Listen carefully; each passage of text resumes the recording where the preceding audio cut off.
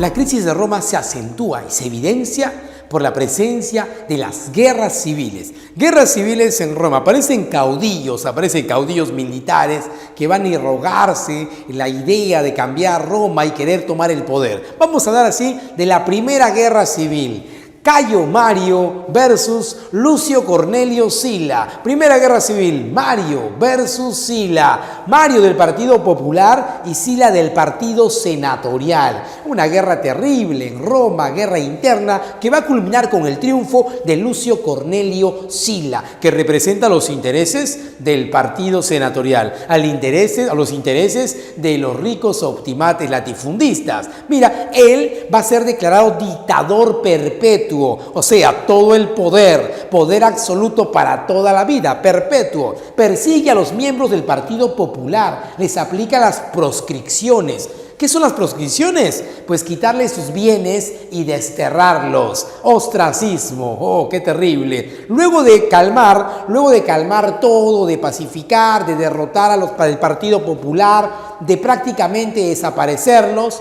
renuncia y le devuelve el poder al Senado. Así acabamos con la primera guerra civil, Mario versus Sila, triunfo de Sila, no lo olvides. Bueno, luego va a aparecer algo en Roma, algo que va a temblar, a hacer temblar a los patricios, a hacer temblar a los romanos, ricos patricios, dueños de esclavos, van a temblar en gran parte de Roma, porque aparece la rebelión de Espartaco, la rebelión de esclavos más grandes de Roma, liderados por este gladiador Espartaco que se escapa, que libera a otros gladiadores, poco a poco liberan a más esclavos y están sumando un ejército poderoso que van a poner en graves aprietos a Roma.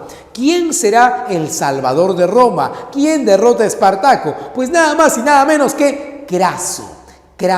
No solo Craso, también aparece aquí Pompeyo, pero el principal hombre que va a derrotar a Espartaco será Craso, y Pompeyo va a aparecer al final y se le va a atribuir a él también el triunfo sobre la rebelión de esclavos más grande de Roma, ¿no? Van a crucificar a todos los esclavos a lo largo de kilómetros de caminos para que nunca más otros vuelvan a hacer lo mismo. Rebelión de Espartaco. Así entonces, gracias a esta rebelión aparecen dos caudillos, dos líderes, Craso y Pompeyo. A estos dos nuevos caudillos, con ansias de poder, se le suma otro más, el gran Julio César. Profe, ¿y por qué fue famoso Julio César? Craso y Pompeyo derrotan a Espartaco. ¿Y Julio César? Pues Julio César hace algo muy grande. Conquista las Galias. ¿Te acuerdas los galos que habían invadido Roma, tomaron Roma y cobraron un rescate? ¿Te acuerdas que habían ofendido a los romanos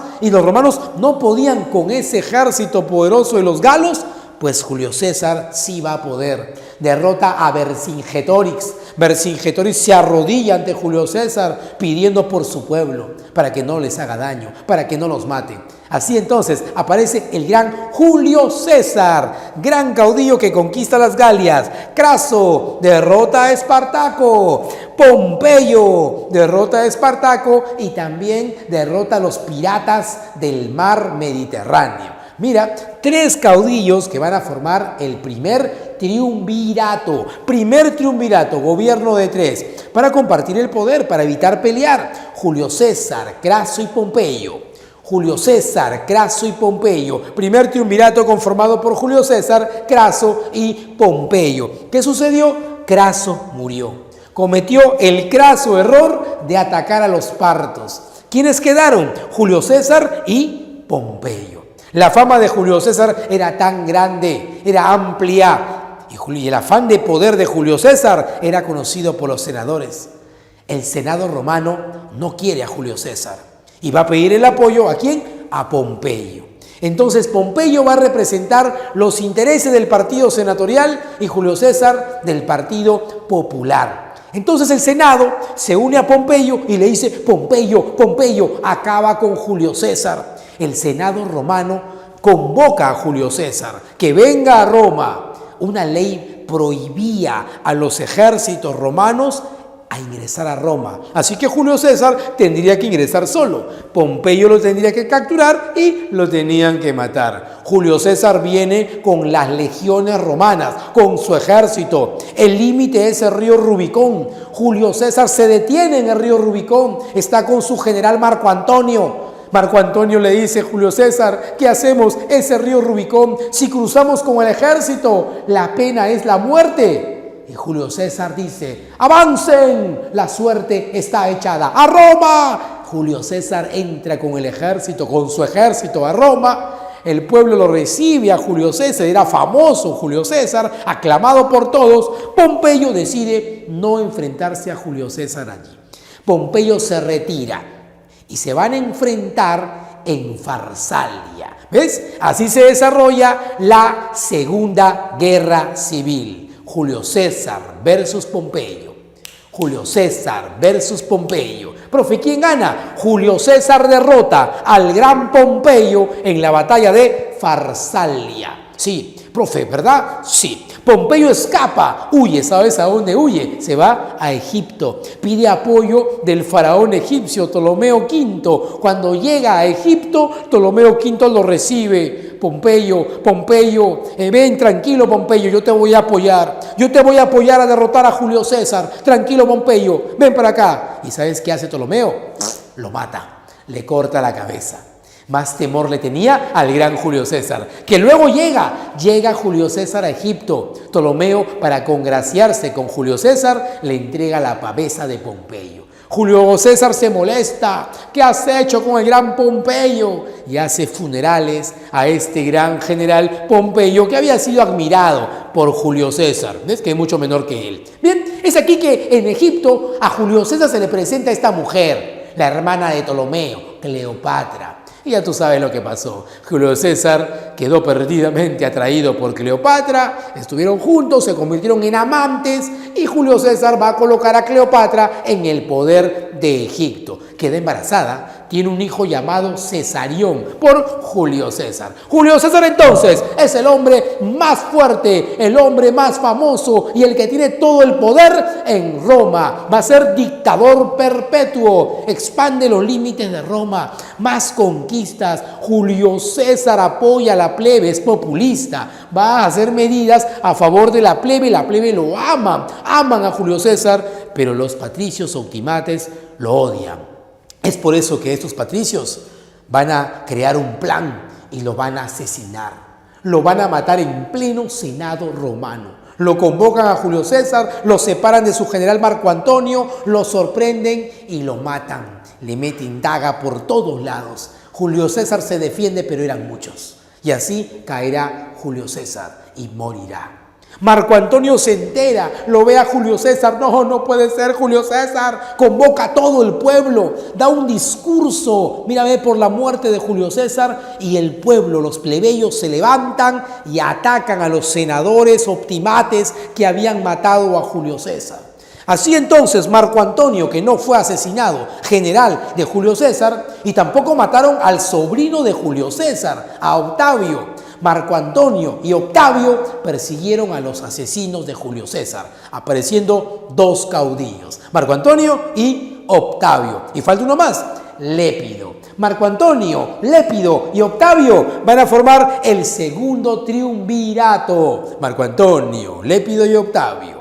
Marco Antonio, Lépido y Octavio. No lo olvides, Marco Antonio, Lépido y Octavio. Profe, Marco Antonio es el general de Julio César. Octavio, su sobrino. Y Lépido era un hombre rico que había apoyado a Julio César. Y acá el Lépido va a apoyar a Marco Antonio, a Octavio, y va a compartir el poder. Mira, a Marco Antonio le tocó el oriente, a Octavio occidente y a Lépido el norte de África. Pero Lépido renuncia, le entrega su poder a Octavio a cambio de convertirse en sumo pontífice de Numidia. A Lépido le importaba la plata y ser sacerdote pues le daba grandes ingresos. Marco Antonio llega a Oriente, Egipto. ¿Y quién crees que lo recibe? La bella Cleopatra, que estaba llorando la muerte de Julio César. Pero apenas llega Marco Antonio, Cleopatra y Marco Antonio, otra vez, conectan, hacen clic, se unen, ¿ves? Y se convierten en amantes. Marco Antonio se queda en Egipto. Esto será aprovechado por Octavio. Octavio plantea al Senado romano: senadores, Marco Antonio está traicionando Roma, se ha unido a esa mujer de Egipto. Sí, ha abandonado a su esposa, mi hermana Octavia. Yo pido al Senado que me autoricen declararle la guerra a Egipto, porque esa mujer quiere acabar con Roma. Bueno, prácticamente era la tercera guerra civil. Marco Antonio versus Octavio. Marco Antonio versus Octavio. Y se van a enfrentar Marco Antonio con Cleopatra y Octavio, apoyado por un gran general llamado Agripa, se enfrentan en el combate de Accio. Acción o Accio. Marco Antonio será derrotado. Cleopatra, al ver la derrota, se va, se retira. Marco Antonio va detrás de ella. Cuando llega a Egipto, Marco Antonio la busca y le dicen que ella está muerta. Marco Antonio, mira, ve triste por la muerte de Cleopatra y porque ha sido derrotado, se suicida. Así cuenta la historia que Marco Antonio se suicida. Octavio llega a Egipto en busca de Cleopatra y Cleopatra lo recibe. Marco Antonio murió, Octavio llegó en busca de Cleopatra, la encuentra a Cleopatra, Cleopatra lo recibe y Octavio la captura y la va a tomar prisionera para llevarla como un trofeo de guerra a Roma. Pero ella jamás va a permitir tal humillación. Así que Cleopatra se suicida. Se hace picar por serpientes áspid y muere. Octavio entonces se convierte en el vencedor y Octavio va a convertirse en el primer emperador de Roma. Octavio se impone ante todos. Octavio inicia un periodo de paz, ¿me entiendes? Y se va a cambiar de nombre y se va a llamar Augusto, iniciándose así el imperio romano. Augusto, primer emperador. Muy bien, continuamos con el imperio, la etapa imperial de Roma.